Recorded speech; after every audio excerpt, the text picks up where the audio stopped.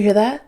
That's the sound of thousands of summer situationships coming to an end because the Premier League is back.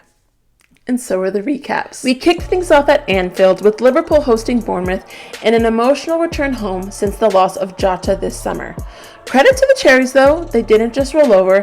Semenyo showed amazing resilience and mental fortitude by responding to the racist remarks he received by scoring a brace and equalizing with the reigning champs, making it 2-2 by the 76th minute. But Anfield's voodoo struck again. No need to be sad. There's no need to be upset. With an 88th minute volley from Chiesa and a solid stat padding special, it sealed the 4-2 Liverpool win at home. Saturday was packed with 5 games, but the early kickoff, a complete waste of time.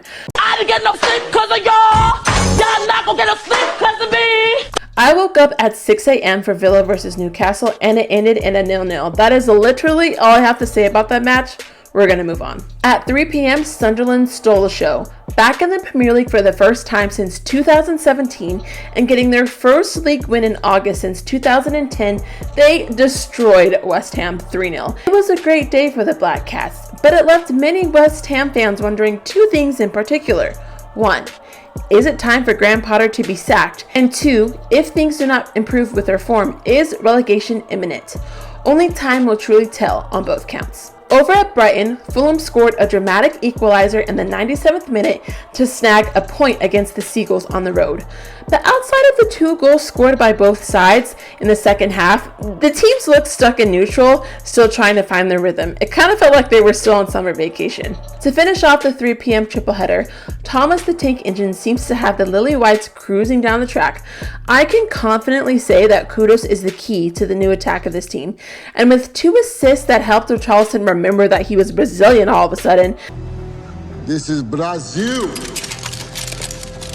That second goal provided a beautiful scissor kick and potentially could already be their goal of the season. Spurs looked good, y'all. Listen, I know they played Burnley, but they got the job done at the end of the day and there's 3 points in the bank. That's truly all that matters. Saturday ended with a strong team performance from Man City that made many Premier League fans question whether we could have another City pool battle on our hands for the title by the end of this year. Reinders, Cherokee, Oscar Bob, Holland with a brace. This is all without Rodri, mind you. I really hate to say this, but City looked like a force to be reckoned with this season. Sunday, on the other hand, gave us a VAR lesson in pain.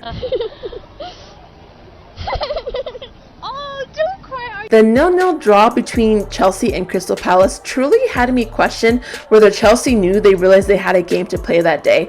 They did not look like the team we had watched in the Club World Cup, but maybe we can attest that to first day jitters. In terms of the call on the free kick, a rule is a rule at the end of the day, so I can understand somewhat why the goal was disallowed, but the attempted save from Sanchez on that was more ammunition for the Chelsea fans that they are in desperate need of a goalkeeper. And hopefully having Mr. Bully in the stands witness that will mean that their dreams for a new keeper will become a reality. Meanwhile, Nottingham Forest had an energetic start to the season, scoring all 3 of their goals in the first half, with Chris Wood scoring a brace and Dan Ndoye scoring the 3rd goal in his Premier League debut. Surprising to no one, Brentford looks like this could be a season they might already want to forget, with many questioning the leadership, experience, and direction of the new manager, Andrews. The headline match was United versus Arsenal, or what I would call the mid-off masterclass. Okay, I'm bored in the house and I'm in the house bored. United's attack looked sharper, their defense held firm, but their keeper must go immediately.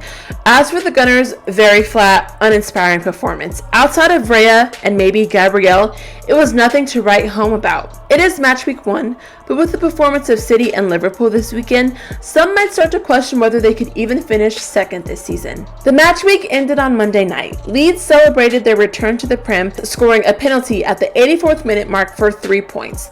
Yes, the handball call was harsh, but this is just further proof that no matter who you are, VAR will haunt your club at some point during the season. Everton! It's called the Midwest because every single thing in it is mid. They had 1 shot on target. There's not much to say once you hear that stat. And that, ladies and gentlemen, wraps up match week 1. I'm gonna go DM Garnacho's brother some travel brochures of other European countries with the hope that he can persuade his brother to leave my club. What? Bro, what are you talking about, man? See you next week. Goodbye.